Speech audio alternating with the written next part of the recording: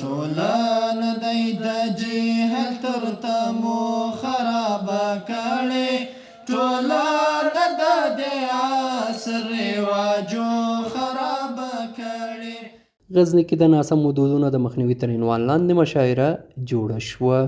د غزني د اطلاعات او کلتور ریاست له لوري د ناوړو دودونو د مخنیوي تر عنوان لاندې جوړه شوې مشاعره کې شاعرانو، لیکوالانو د غزني او شمېر اوسیدونکو ګډون کړی و. د یاد ریاست مسؤلین وایي چې دغه مشاعرې موخه د ناوړو دودونو پیژندل او مخنیوي په پار ترسره شوه.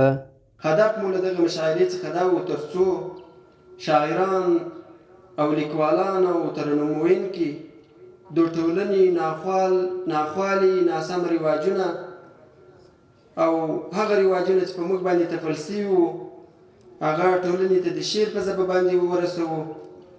او د ناسمو رواجونو په وړاندې مو د شعر او شاعرۍ په برخه کې کار کړی وي تر څو ولس د شعر او شاعرۍ په ژبه باندې ناوړو دودونو ته لا نور متوجه سي. ورته مهال شاعران او لیکوالان هم د ناسمو دودونو د ناوړه عواقبو په اړه خپل شعرونه له ګډونوالو سره شریک کړل او دا ډول مشاعرې او غونډې د ناوړو دودونو په له منځه وړلو کې مؤثرې وبللې او له مسؤلینو یې وغوښتل چې دې ته ورته غونډې نورې هم جوړې کړي. ټولنه د دې عصر رواجو خرابه کړې ټولنه تربګنیت لا سر تر پښو خرابه کړې ټولنه د دې عصر رواجو خرابه کړې. میسرایم شعر و نظم من حقایق میکند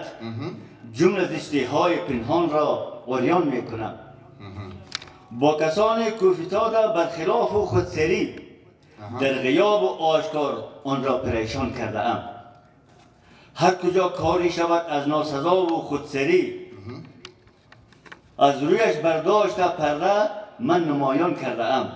بدو رواجونو مو ملا ماته کړه بدو رواجونو مو ملا ماته کړه ځمه په سفر بکسه مې شاته کړه. که دغه ډول مشاعرې نورې په لارې واچول سي او ناوړه دودونو تر عنوان لاندې یو بل داسې عنوان لاندې چې هغه په ټولنه کې ناوړه وي یو بد وي نو دغو تر عنوان لاندې مشاعرې جوړې سي دا به ډېر مثبت تاثیر ولري.